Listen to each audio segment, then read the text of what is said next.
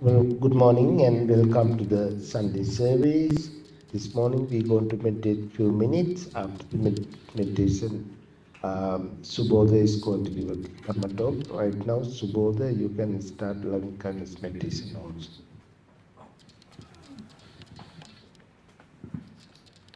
Get into a comfortable position. Close your eyes.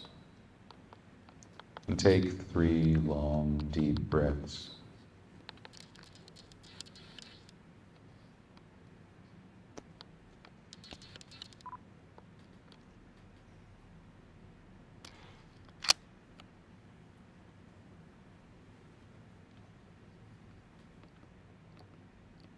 And now we will develop goodwill, loving kindness, beginning with ourselves. This is a sincere wish, a wholesome desire for our true and lasting happiness. We might think to ourselves, may I be happy, may I be peaceful, may I be free from stress and pain, free from suffering. May I live with a heart and mind unburdened by greed, by aversion, by delusion. May I look after myself with ease. And then we extend our goodwill, our loving kindness to our friends, our family, our mentors, our teachers and guides, those that we love, those that we admire, those that we respect. May they also be happy, peaceful, free from stress and pain, free from suffering. May they live with hearts and minds unburdened by greed, by aversion, by delusion. May they look after themselves with ease. And then we extend our goodwill, our loving kindness to our acquaintances, those that we like but don't know so well. May they also be happy, peaceful, free from stress and pain, free from suffering. May they live with hearts and minds unburdened by greed, by aversion, by delusion. May they look after themselves with ease. And then we extend our goodwill, our loving kindness to those that we have difficulty admiring or respecting, those that we have difficulty getting along with, even those that may call us enemy. May they also be happy, peaceful, free from stress and pain, free from suffering. May they live with hearts and minds unburdened by greed, by aversion, by delusion. May they look after themselves with ease. And so in this spirit of admirable friendship with all beings, we extend our goodwill, our loving kindness in all directions, in front of us, behind us, to the right and left of us, above and below, outward into infinity, to all sentient beings everywhere. May we all be happy. May we all be peaceful. May we all be free from stress and pain, free from suffering. May we all live with hearts and minds unburdened by greed, by aversion, by delusion. May we all forever look after ourselves with ease. And so now, with our hearts and minds uplifted with the goodwill, the loving kindness that we have cultivated, let us turn our attention to the breath. Ardent, alert, mindful, setting aside greed and distress with reference to the world. We establish ourselves right here and right now in the present moment, bringing our full awareness to the breath as it comes in and as it goes out. Staying with the breath, whether the breath be long or short, deep or shallow, heavy or light, and allowing the breath to become easeful, pleasant, establishing ourselves right here, developing our mindfulness, developing our concentration, using each breath to string together moments of mindfulness. Whether the mind slips into thoughts of the past or of the future, whether it goes off into fantasies or concerns,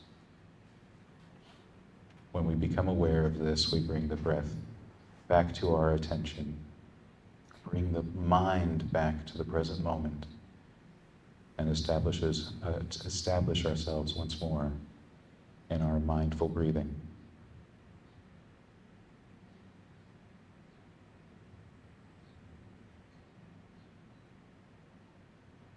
It can be helpful when the mind wanders away to reward it with an especially gratifying breath upon your return to the present moment. Keep developing this way, stringing moments together as many times as you need to, even if the mind becomes scattered, even if the breath seems far away. Persist with skillful effort and gentle awareness, allowing the breath to become your sole preoccupation as we meditate together silently until we hear the bell.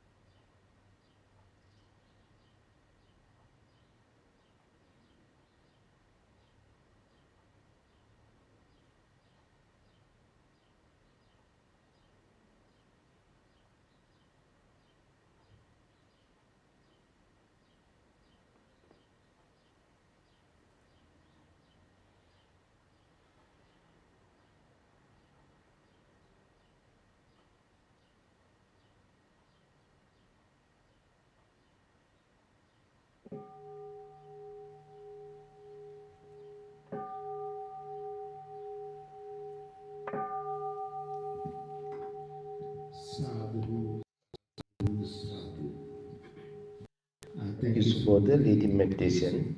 And right now, time for the Dhamma talk. Subodha also going to give a Dhamma talk today. Subodha, I really appreciate about your help for the temple, as you are living a little far away right now, near the riverside area. You have to little bit drive. So we really appreciate about being here. Thank you, Subodha, again. Thank you, Bhante. I pay homage to the Buddha. I pay homage to the Dhamma. I pay homage to the Sangha.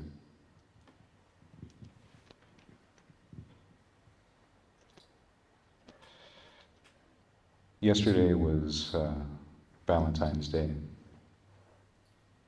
And I wasn't quite sure at first if I was going to acknowledge that today. And I suppose that's because for much of my life I haven't really cared much for Valentine's Day.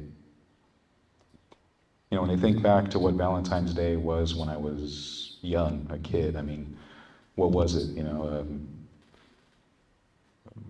being in the classroom, forced to give everyone Valentines and eat those really cheap cupcakes from the grocery store, and everyone was handing out the same little Valentine's Day cards to everybody.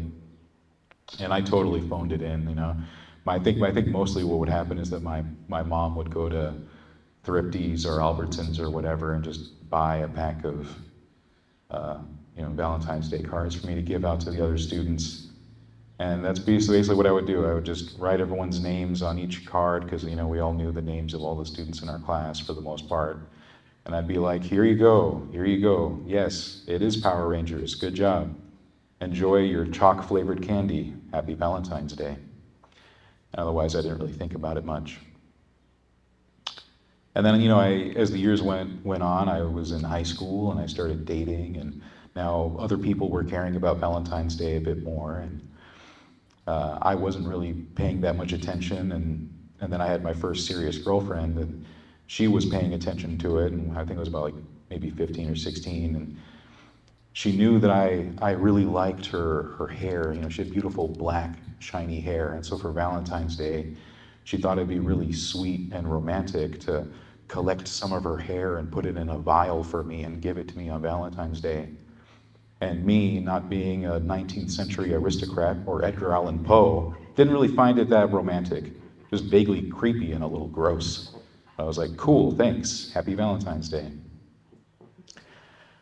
And you know, over the years, it's continued that way where I just really haven't given a lot of attention to it. And you know, I would also have buddies, friends of mine who likewise are a bit, let's say, jaded by the kind of commercial holidays, you know, the ones that are, you know, jokingly like, you know, Valentine's Day is really just a holiday put together by Hallmark greeting cards and chocolate companies and whatever else. You know, I have one friend in particular that is especially upset at the whole concept of Thanksgiving for many valid reasons, but one is just the silliness of it to him, that there's one day a year where we're supposed to be grateful. Like, be grateful every day. He would say it with such passion that I wondered if he was actually practicing this, because he didn't seem like a very gracious or grateful person, just mostly upset that a holiday like that exists. And this, you know, whole time I haven't really given much thought to the day until yesterday, because you know, I did have to work, and so I was working last night pretty late until midnight. And I noticed that it was the first Valentine's Day that I hadn't spent with my wife in the entire time we've known each other, which is roughly around 11-ish years or so. And I thought, wow, that's pretty crazy. And then I found that I cared just a little bit about Valentine's Day. Still not a lot, but more than I did before, because I was like, man, I miss my wife. And so, you know, it made me think back to, along the same theme, since Valentine's Day is usually the day of romance and love when people think about their partners. I was talking to a new acquaintance of mine who learned that I was Buddhist, and his immediate question was not the kind of stuff I would expect. People hear I'm Buddhist and they might go like, oh, are you into that meditation stuff? I'm like, well, yeah, maybe a little bit. Or, oh, like, what's the Buddha about? Like, is he a god? Is he whatever? No, of all the things that this guy could have asked me, he goes, oh, so what's a Buddhist wedding like? And I laugh because traditionally speaking, I mean, now there are Buddhist weddings because, especially in a westernized world that we live in, Buddhism, especially in America, has taken on some of the trappings of, say, like Protestant Christianity. So we do have weddings, kind of. Certain branches of Buddhism will do that.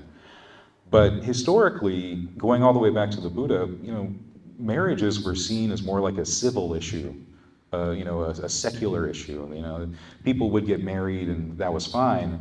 And it's not that, Buddhist monks and teachers don't give their blessings, because they absolutely do. But it's usually not about the couple themselves. It's not that a man and a woman, or a man and a man, a woman and a woman, or a person and a person coming together in any way. People coming, two people coming together is seen as some kind of sacrament, let's say, the way it's viewed in the Catholic Church.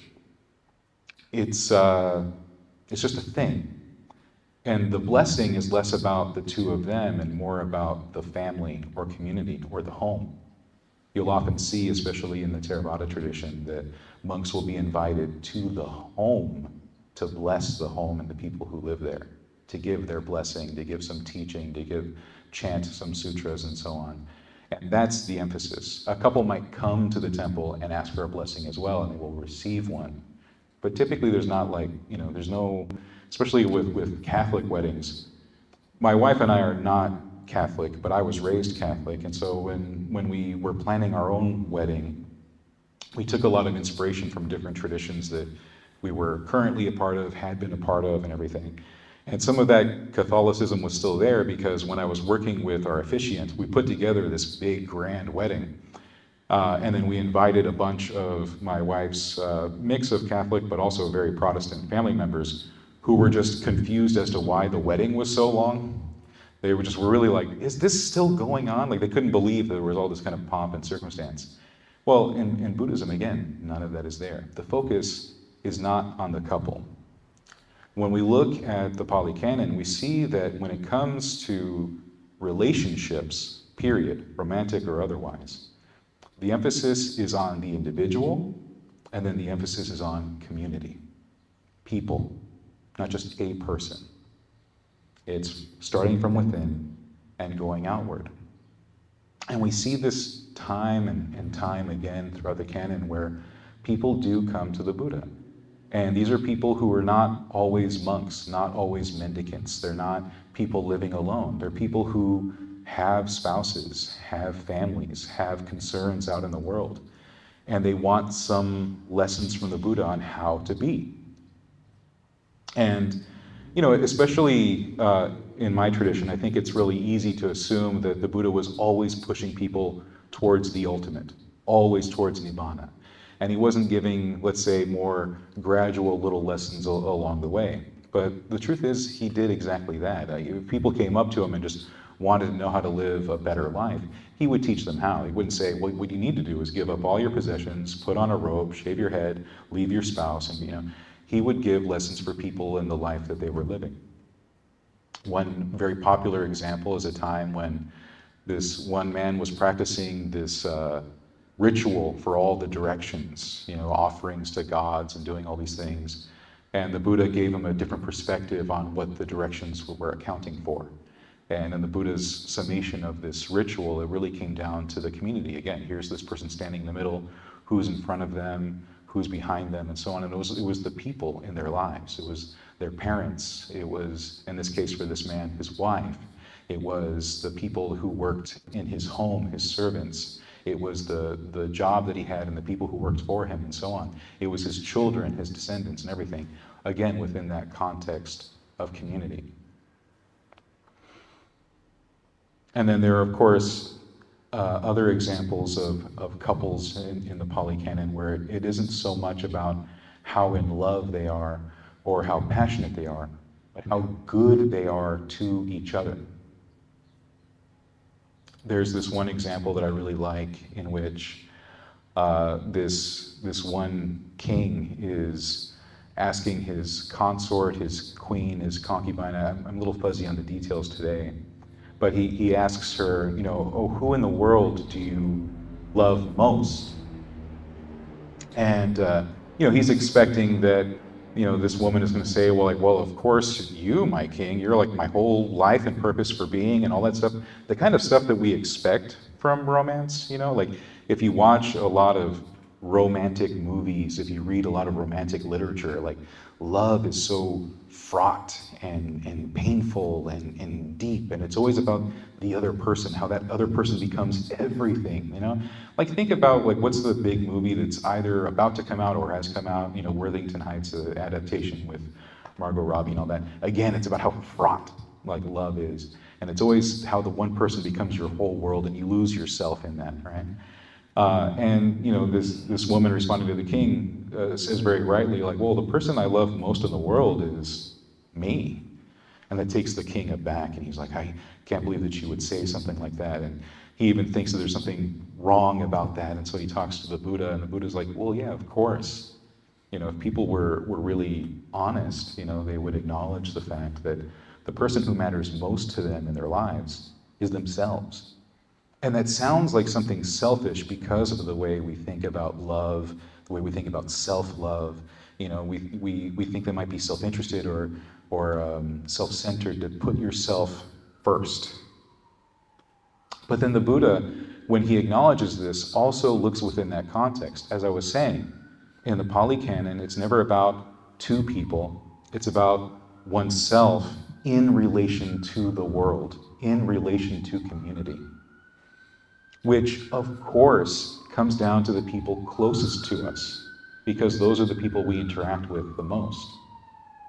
So I suppose that what that means is that if I'm going to acknowledge Valentine's Day at all, I don't want to focus on the kind of Valentine's Day I started experiencing as I became romantically involved with others around high school age and onward. And not just because a vial of hair is creepy, but also because I actually like, now that I'm older and viewing it from this Buddhist context, what was done when I was young, which seems silly now. But the emphasis was not on one person, but the whole classroom, right? And we can take that view into our daily lives as well, where it's not just about our partner, but the people we share our lives with in a general sense. But that includes our partner, because that's the person that we see every day. I'll admit that I've both noticed this in other teachers and also seen this in myself, that when we talk about sila, when we talk about right conduct, and we start giving examples, it's always in a really disconnected, almost vague way, or to say it better perhaps, it's a bit removed from the more immediate relationships we have. When we talk about sila, when we talk about conduct, it's like, hey, be mindful and be kind and don't flip the guy off on the freeway kind of stuff. And we don't always acknowledge the fact that when it comes down to it, most of the time, our conduct, what we say, what we think, and what we do, is going to be most impactful to the people we spend the most time with, And as it turns out, at least in my life, the person that I spend the most time with is my spouse. And for a lot of us living a non-monastic life, that's very likely the case, but not for everyone. Whoever it is that we spend the most time with, some of us might be single parents and we spend a lot of time with our children, we might be very close with our own mothers and fathers, or we might be close with cousins. I come from a family where I think my sisters are best friends with all of our cousins, and that becomes most of their social life.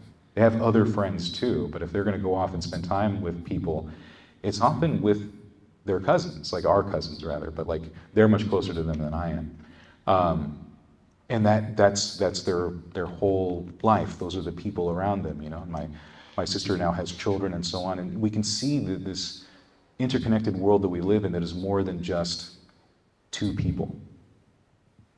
And it's so interesting to me that in the West, we end up caring so much about the whole two people thing, one person and another. You know, we have built into us this view of soulmates, let's say, that this one person matters more than everyone else.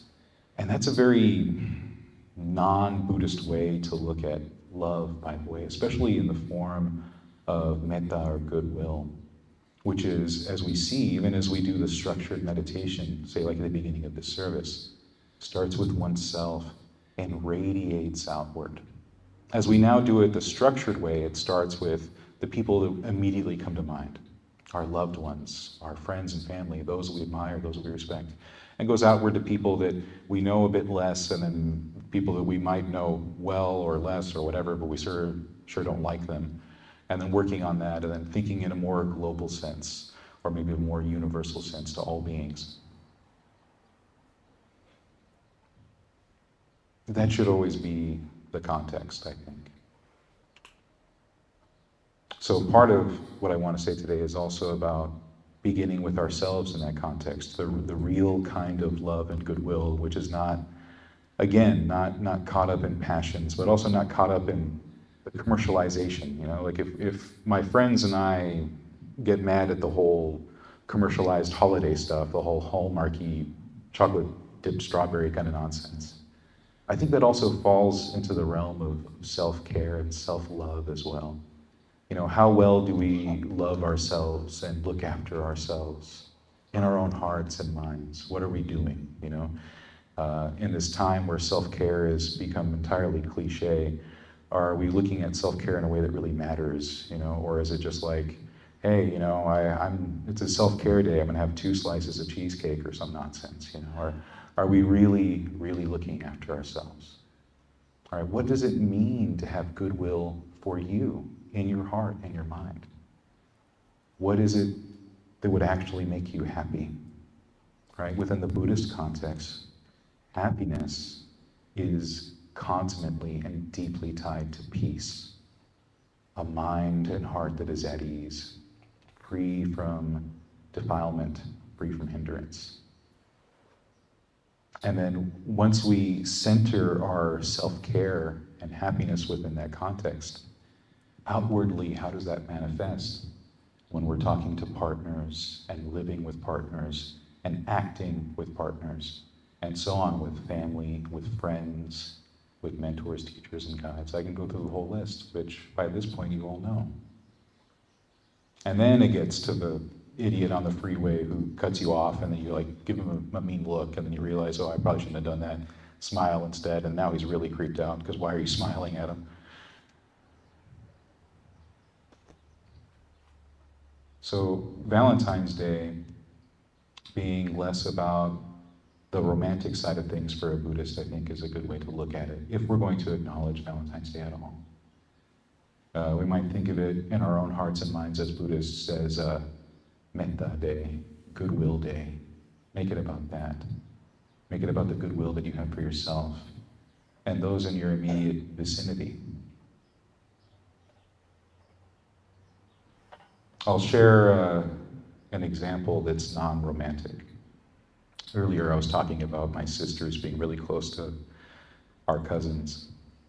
And as I was thinking about my sisters and thinking about how our actions impact our loved ones in ways we might not realize, I was remembering a conversation that my sister and I had a while back, maybe a couple of years ago, where she reminded me of something that I had completely forgotten back when I was a kid.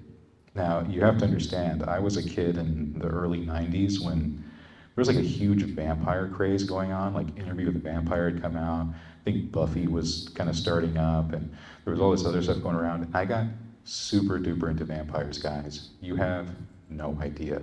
I was walking and or bike riding to the library and getting books on vampire folklore. I was watching every single adaptation of Dracula that existed at the time, which I think Bram Stoker's Dracula was also coming out around that time too. There was like a whole vampire thing. A bunch of people who were in role playing were playing Vampire the Masquerade, all kinds of stuff. So I was really into it. And I was, without any awareness, exposing my 6 years younger sister to a bunch of vampire stuff. And I accidentally convinced her that vampires were real. So much, in fact, that I didn't know this, but at night she would be in bed terrified that a vampire was going to skulk through the window and attack her in the night. And so she would bundle herself up in her blankets, covering her neck to protect herself. And she says that even to this day, she can't sleep unless she's bundled up that way. And it's entirely my fault. And of course, I felt terrible. And, as I was reflecting on that, I thought about how when I was the same age she was at that time, my uncle was doing the same thing, except on purpose. He was exposing me to like Nightmare on Elm Street, Freddy Krueger stuff that gave me nightmares and stuff. For the longest time, I thought I saw Freddy Krueger coming up the stairs and things like that. And again, so this is non-romantic, but looking at people that are loved ones. I love my sister, I love my uncle loves me, my sister loves me. And yet, here are these ways that we were acting towards each other that had long-lasting consequences. In my case, I had really no idea that my 30-something-year-old sister, mother of 2 kids, a happily married woman, is still having to bundle up and like wrap her neck at night because she's, she has this deep thing about vampires because of something I did when I was a kid. And so I guess what I'm saying there is that it matters the way we treat each other and the things that we do. And when we talk about mindfulness and living a life that's very conscious in terms of sila, in terms of conduct, we're paying a lot of attention to what we think and what we say and what we do for ourselves and all the people around us, because there are consequences. Karma is not just about action, it's also about consequence. And there are good actions and good consequences. There are bad actions and bad consequences. And there's also shades of gray, because life isn't as simple as all that. Now, me being a kid when all this happened, people might absolve me of that because, hey, a kid's a kid. But I'm not one now, and neither are any of the people in this room, which means that for us as Buddhists, thinking about our Metta Day and Valentine's Day and so on, we can reflect in that way. Self-care and other care. Self-love and goodwill, and other love and other goodwill. Always within that context. Sila, Samadhi, Panya.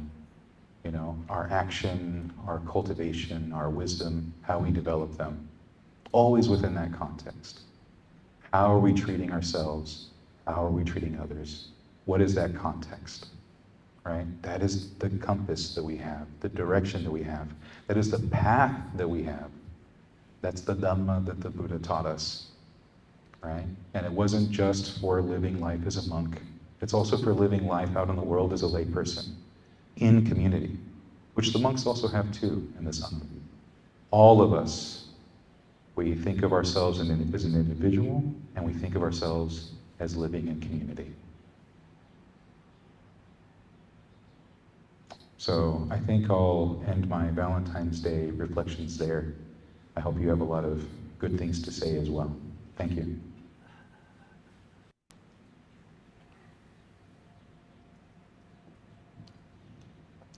Are there any questions or comments?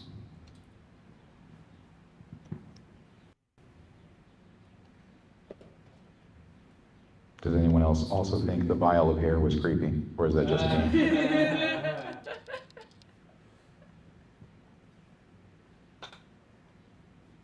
Yes. When I was little, I stood in a corner and yelled out, "You are greedy, self-centered and inconsiderate. I was 2 years old. So I realized later in life that was probably natural. I needed to get needs met.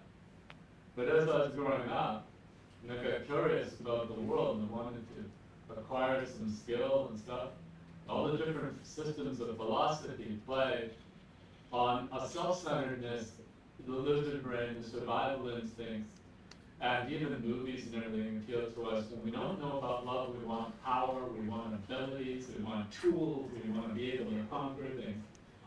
That became unsatisfactory. One of the single jewels that I love about Buddhism was this system of incorporating others. In the beginning, I didn't understand that. I said, hey, wait a minute, you're giving away all this gardener, what's going on here? Is it? But over time, it is my complete joy in the absolute center of my practice. And I'm grateful forever. My litmus test of a good day, you go out shopping, are others having a better day? But anyway, thank you so much for bringing that up. And the hidden values of that bag of Valentines, which I was thinking about yesterday. Thank you. Thank you for sharing, Paul. I'm sorry you were told those things at such a young age. I wish I had a Power Rangers Valentine's Day card to give you right now. I often don't talk about it a lot myself, my own upbringing, because there's a delicate balance of being up here sometimes, as someone who's supposed to be helping people along the path, I remember one time going to, not a Dharma talk here, it was at a very secular kind of mindfulness place, where the person giving the talk was sharing so much of their personal life that it felt less like a sermon or a talk and more like eavesdropping on their therapy session. And so I try not to do that here, but I also was told similar things growing up by a parental figure, right? I won't specify which one because I think my family probably listens to my recordings. But there was an adult in my life who also made me feel really small and was my worst, harshest critic. And no matter how good of a person I tried to be, was convinced I was an awful person. And I think even part of my whole thing with vampires was just escapism, really. I wanted to just be into worlds of fantasy because reality hurt a lot. And I've worked really hard to feel like a good person. And I often bring this up, why I loved Mr. Rogers, right? Fred Rogers, was because he was an adult on TV who would tell you and tell me, I like you just the way you are, right? And I think sometimes that can even get lost in Buddhism because we're always focused on how we can be as we travel along the path, as we're trying to become good, skillful people and achieve nibbana, that we can neglect feeling good about who we are right now. And the very fact that this is how we're choosing to spend our Sunday is an example that we are actively, if not good, working on being good. And we are good enough as we strive to be better, right? And I want to reflect that same message that Fred Rogers would share to everyone, which is I like you just the way you are, right? So thank you for sharing that, Paul. Yeah. Are there any other thoughts, comments, questions?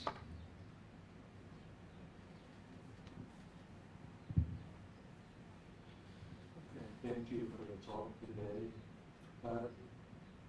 The last part where you talk about the Sila, Panya, and Samadhi. Samadhi and Panya, that I experienced about that. The more I try to keep my precept in a good way, when I meditate, I feel more calm and my mind is less running, thinking, what I'm doing. And so that one, because I had a good quality on meditation, so a lot of my decision, it seems it's the right decision than the other one. So I think that method is very, very good to use. Three of them. You want to be wiser, so you need meditation.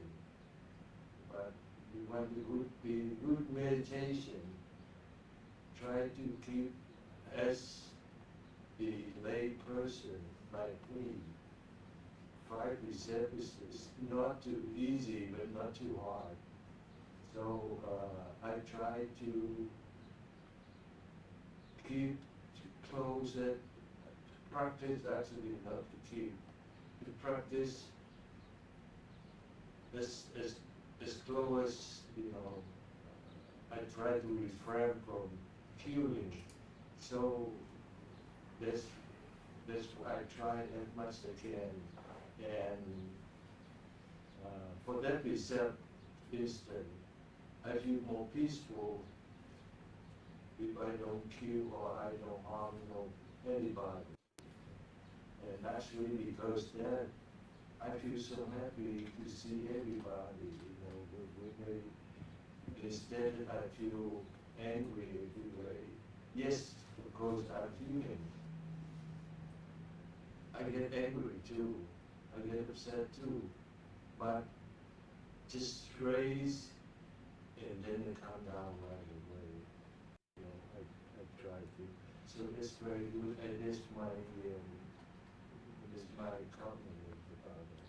Thank you for that, Nam. I agree. There's this quote that makes its way around the internet that's often attributed to Thich Nhat Hanh, but I don't know if he actually said it, which is, like, hey, Buddhism is not a religion, it's a technique like yoga or something like that, some version of that, which I take issue with because yoga isn't a technique either. It's a part of a whole holistic system, right? A religious practice and amongst a lot of other things involving philosophy and so on. But also in terms of Buddhism, you are exactly right. So many people, unfortunately, think of Buddhism as simply meditation, simply as a technique. It's just this one practice and that's it, or this one activity and that's it. This one thing you do, maybe in the morning, maybe at night, whatever, and that's it. And I think the real beauty of this Dhamma that we're all sharing together is that it is an entirely holistic path. It is a way of life. It's not just a technique. So just like you were saying, it's not just the practice of meditation, but also the other ways you're developing in this triple training, including the precepts, right? The precepts are more than just following some rules. It completely changes the way you relate to life itself and those you're in contact with, right? Someone who's just following the bare minimum of the precepts is not doing enough or reflecting enough on what the precepts truly give us. They are a gift, just like you're noticing that by truly making them a part of your life, you feel better about yourself and about everyone else, right? That is proof that it is working, right? By putting these things in practice, you have a lightened heart and mind, which is exactly what I say right towards the end of our metta meditation, right? Now that we've practiced our metta, our mind and heart are lifted up by the practice, so now we can get to this work of meditation, right? Living our lives in accordance with the Dhamma, living our lives following precepts, gives us that ability to live lightly. We see this in the Dhammapada, right? What it means to be dragging the cart behind you and what it means to have your shadow following you, the difference of that. So the very lightness of being that comes from following this path skillfully is really important in a holistic sense, not just looking at it in terms of meditation. So thank you for sharing that, Nam. I agree that the triple training is precisely it. Not just one over the other, but all together. Like a tripod, like that right there, holding up our camera. Thank you.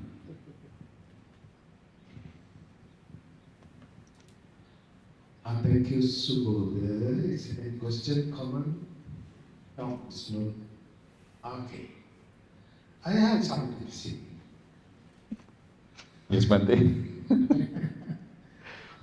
I have something to say about Valentine. I will celebrate my Valentine Day.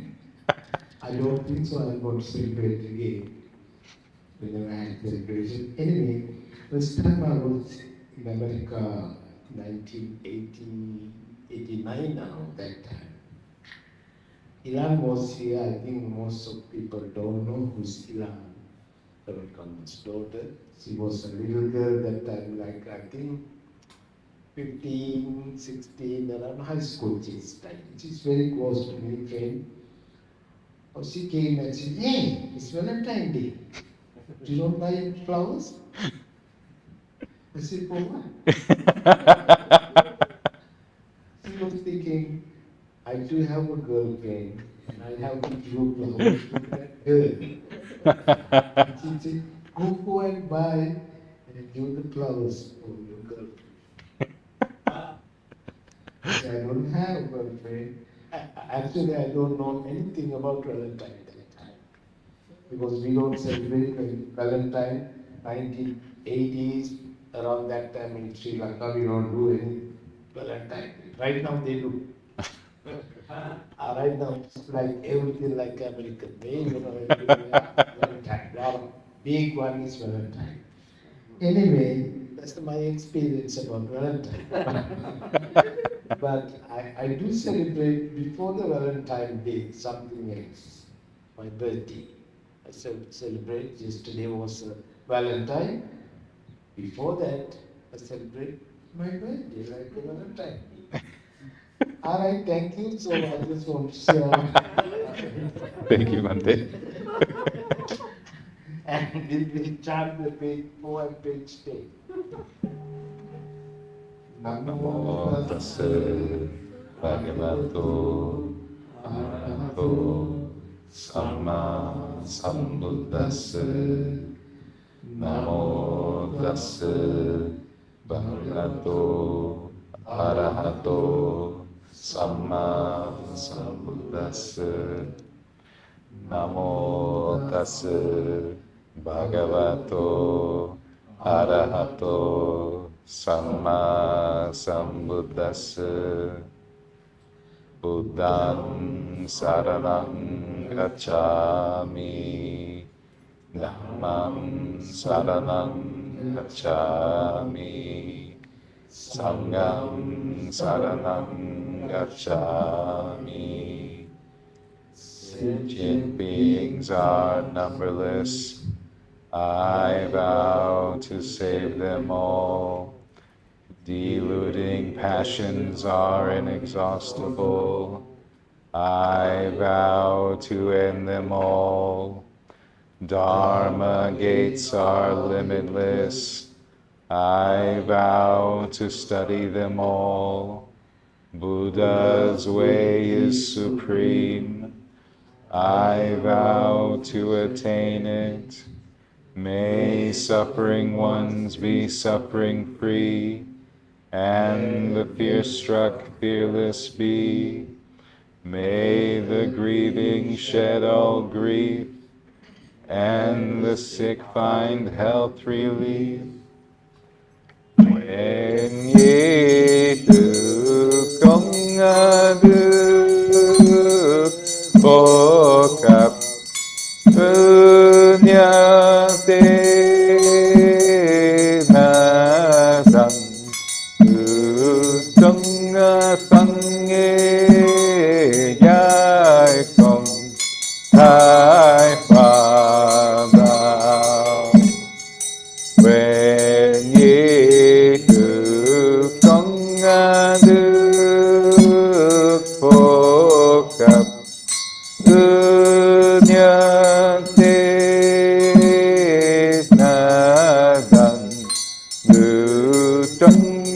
Sangye Gai Kong Thai Phật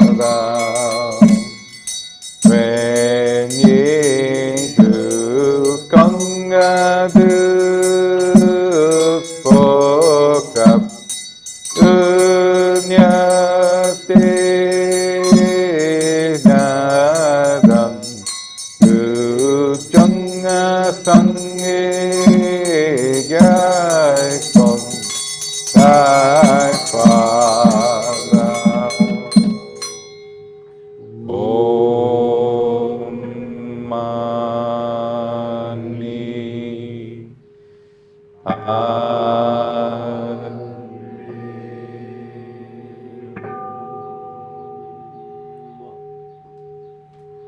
Thank you again. Next Sunday, coming Sunday, 22nd of the February.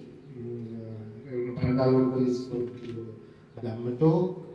That's the announcement right now. No, there's one more. Ah, It's my turn. okay.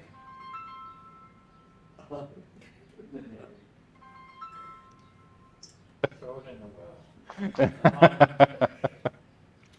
Reverend Shanti did mention the 13th, which was his birthday.